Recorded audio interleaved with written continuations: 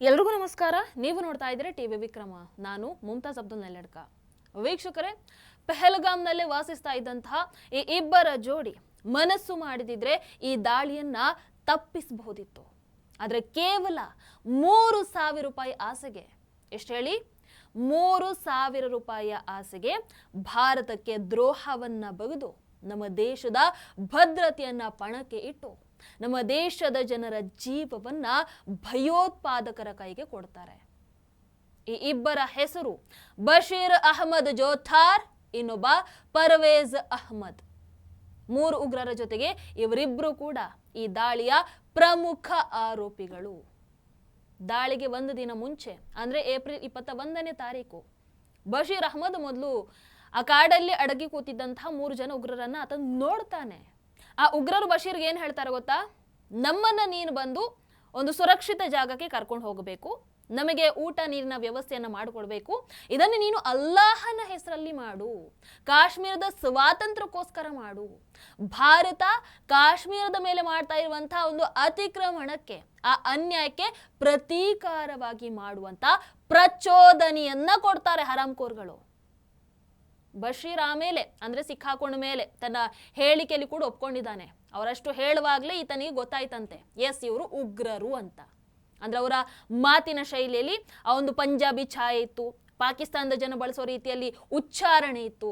ಹಾಗಾಗಿ ಅವನಿಗೆ ಸ್ಪಷ್ಟವಾಗಿತ್ತು, ಇವರೇನು ಸ್ಥಳೀಯ ಕಾಶ್ಮೀರಿಗರಲ್ಲ, ಪಾಕಿಸ್ತಾನದಿಂದ ಬಂದಂತಹ ಉಗ್ರರು. ಈ ದೇಶದ್ರೋಹಿ ಆ ಉಗ್ರರು ಅಂತ ಗೊತ್ತಾದ ಮೇಲೂ ಈ ಬಶೀರ್ ಆ 3 ಉಗ್ರರನ್ನ ಪರ್ವೇಜ್ ಅಹಮದ್ ಮನೆಗೆ ಕರ್ಕೊಂಡು ಹೋಗ್ತಾನೆ. ಈ ಪರ್ವೇಜ್ ಏನ್ ಮಾಡ್ತಾನೆ? ಆ ಉಗ್ರರಿಗೆ ಶಸ್ತ್ರಾಸ್ತ್ರಗಳನ್ನ ಅಡಗಿಸಿಡೋದಕ್ಕೆ ಅಂತ ಸಹಾಯವನ್ನ ಮಾಡ್ತಾನೆ. ಅಷ್ಟೇ ಅಲ್ಲ, ತನ್ನ ಹೆಂಡತಿ ಅವರಿಗೆ ಊಟ ನೀರಿನ ವ್ಯವಸ್ಥೆಯನ್ನ ಮಾಡಿ ಕೊಡ್ತಾಳೆ. ಇದಕ್ಕೆ ಪ್ರತಿಯಾಗಿ ಆ ಉಗ್ರರು ಪರ್ವೇಜ್ಗೆ ಏನು ಕೊಡ್ತಾರೆ?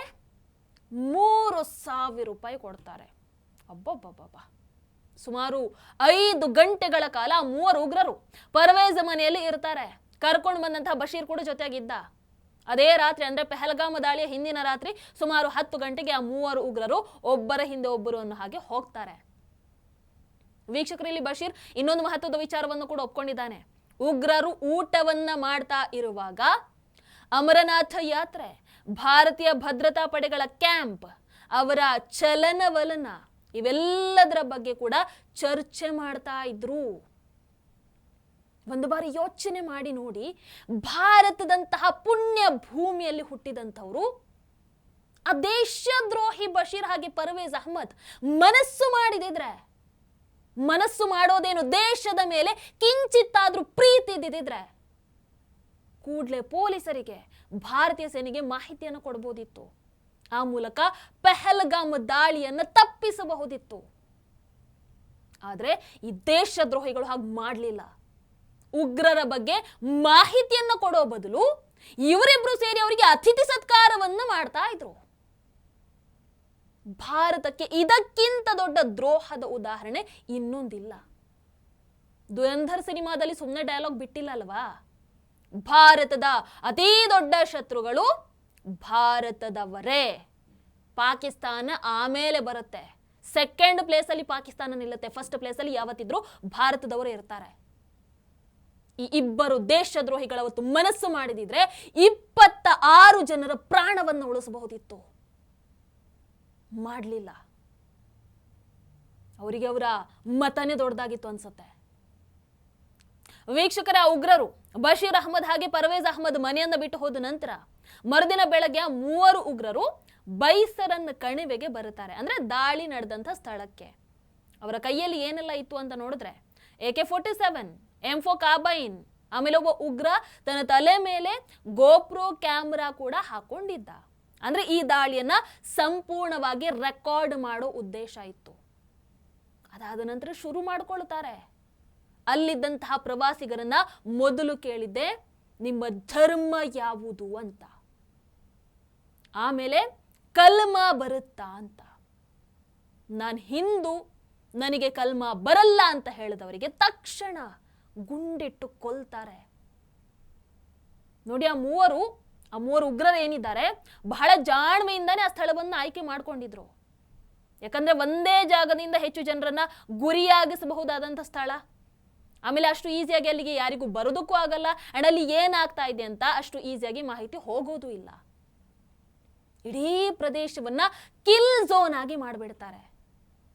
ಜೀವಂತವಾಗಿ ಉಳಿದಂಥವರಿಗೆ ಹೋಗಿ ಮೋದಿಜಿಯವರಿಗೆ ಹೇಳು ನಾವ್ ಏನು ಮಾಡಿದ್ದೀವಿ ಅಂತ ಹೇಳ್ತಾರೆ. ಮಹಿಳೆಯರನ್ನ ಜೀವಂತ ಬಿಡ್ತಾರೆ, ಅವರ ಗಂಡಂದಿರನ್ನ ಕೊಲ್ತಾರೆ. ಅಂದ್ರೆ ಮತ್ತೆ ಅದೇ ಸಂದೇಶ, ಹೆಣ್ಣು ಮಕ್ಕಳ ಸಿಂಧೂರವನ್ನ ಅಳಿಸಿ ಕಳಿಸಿದ್ದೇವೆ ನೋಡು ಮೋದಿ ಅಂತ. ವೀಕ್ಷಕರ, ಆಮೇಲೆ ಇನ್ನೊಂದು ಶಾಕಿಂಗ್ ವಿಚಾರ ಏನ್ ಗೊತ್ತಾ?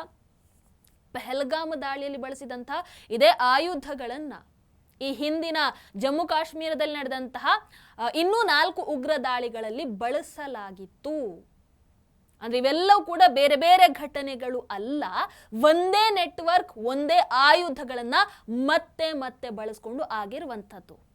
ಅದೇ AK-47, ಅದೇ M4 ಕಾರ್ಬೈನ್ ಮತ್ತೆ ಮತ್ತೆ ಬಳಕೆ ಆಗಿದೆ. ಆಮೇಲೆ ಅದರಲ್ಲಿ ಒಂದಷ್ಟು ಬುಲೆಟ್ಸ್ ಮೇಡ್ ಇನ್ ಅಮೇರಿಕ, ಇನ್ನೊಂದಷ್ಟು ಚೈನಾ ಹಾಗೆ ಯುರೋಪ್ ದೇಶಗಳಿಗೂ ಸಂಬಂಧಪಟ್ಟಂಥದ್ದು. ಅಂದ್ರೆ ಇವೆಲ್ಲದರಿಂದ ಒಂದು ಸ್ಪಷ್ಟ ಆಗ್ತಾ ಇದೆ, ಉಗ್ರರ ಜಾಲ ಬಹಳ ದೊಡ್ಡದಿದೆ, ಇವರ ಪ್ಲಾನ್ ಬಹಳ ಡೇಂಜರಸ್ ಇದೆ.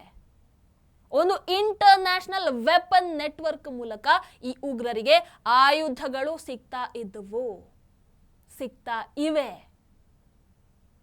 ಉಗ್ರರಿಂದ ಸಿಕ್ಕಂತಹ ಡಿಜಿಟಲ್ ಪ್ರೂಫ್ ಈ ಸಂಪೂರ್ಣ ದಾಳಿಯ ಡಾಟ್ ಅನ್ನ ಕನೆಕ್ಟ್ ಮಾಡೋದಕ್ಕೆ ಹೆಲ್ಪ್ ಮಾಡುತ್ತೆ. ಸತ್ತ 3 ಉಗ್ರರ ಮೊಬೈಲ್ಗಳಿಂದ ಫೋಟೋಗಳಾಗಿರಬಹುದು, ವಿಡಿಯೋಗಳಾಗಿರಬಹುದು, ಮೆಟಾ ಡೇಟಾ ಸಿಕ್ಕಿದೆ. ಸೊ ಈ ಮೆಟಾ ಡೇಟಾ ಮೂಲಕ ಏನ್ ಗೊತ್ತಾಯ್ತು ಅಂತಂದ್ರೆ ಯಾವ ದಿನ ಯಾವ ಸ್ಥಳದಲ್ಲಿ ಈ ಫೋಟೋವನ್ನ ತೆಗೆದ್ರು. ಇನ್ನು ಉಗ್ರರ ಮೊಬೈಲ್ ಹಾಗೆ ಗೋಪ್ರೋ ಕ್ಯಾಮೆರಾದ ಸೀರಿಯಲ್ ನಂಬರ್, ಡೇಟಾ ಇವೆಲ್ಲವೂ ಕೂಡ ಮ್ಯಾಚ್ ಮಾಡಿ ನೋಡಿದಾಗ ಮತ್ತೆ ಗೊತ್ತಾಯಿತು ಇದೇ ಕ್ಯಾಮೆರಾವನ್ನ ಹಿಂದಿನ ದಾಳಿಗಳಲ್ಲೂ ಕೂಡ ಬಳಸಲಾಗಿದೆ. ಅಂದ್ರೆ ಇದು ಆಗೊಮ್ಮೆ ಈಗೊಮ್ಮೆ ಆಗುವಂತ ದಾಳಿ ಆಗಿರಬಹುದು, ಬಟ್ ಸಂಪೂರ್ಣವಾಗಿ ಇದೊಂದು ಸಂಘಟಿತ ಆಪರೇಷನ್, ವೆಲ್ ಪ್ಲಾನ್ಡ್ ಆಪರೇಷನ್. ವೀಕ್ಷಕರ, ಈ ದಾಳಿಯ ಮಾಸ್ಟರ್ ಮೈಂಡ್ ಯಾರಂತಂದ್ರೆ ಸಾಜಿದ್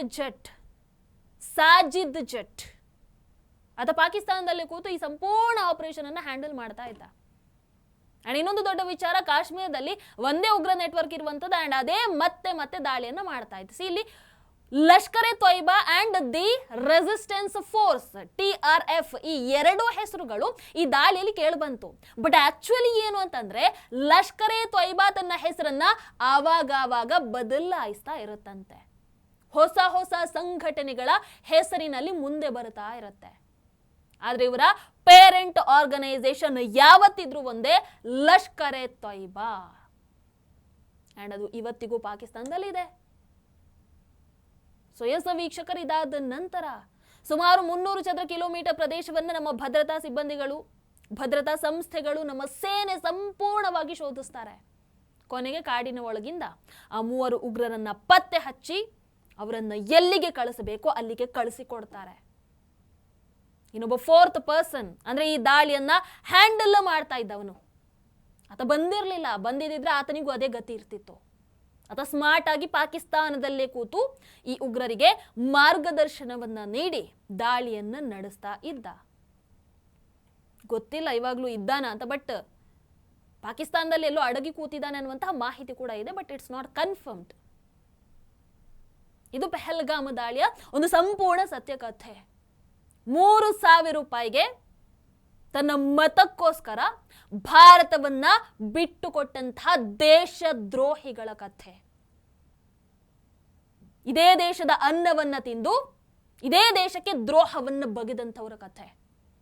ಈ ಕಥೆಯನ್ನ ಭಾರತದ ಪ್ರತಿಯೊಬ್ಬ ಮಗು ಕೂಡ ನೆನಪಲ್ಲಿಟ್ಕೊಳ್ಬೇಕು, ಪ್ರತಿಯೊಬ್ಬರಿಗೂ ಇದು ಗೊತ್ತಿರಬೇಕು. ಯಾವತ್ತೂ ಕೂಡ ನಾವಿದನ್ನ ಮರಿಲೇಬಾರದು. Never forgive, never forget. ನಮಸ್ಕಾರ. ಟಿವಿ ವಿಕ್ರಮ, ದೇಶ ನಿಮ್ಮ ಕೈಯಲ್ಲಿ. ಈ ಕಾರ್ಯಕ್ರಮ ನಿಮಗೆ ಇಷ್ಟ ಆಗಿದ್ದಲ್ಲಿ ಲೈಕ್, ಶೇರ್ ಹಾಗೂ ಕಮೆಂಟ್ ಮಾಡಿ. ಟಿವಿ ವಿಕ್ರಮದ ಕಾರ್ಯಕ್ರಮಗಳನ್ನು ನಿರಂತರವಾಗಿ ವೀಕ್ಷಿಸಲು ಸಬ್ಸ್ಕ್ರೈಬ್ ಮಾಡಿ, ಬೆಲ್ ಐಕನ್ ಒತ್ತಿ.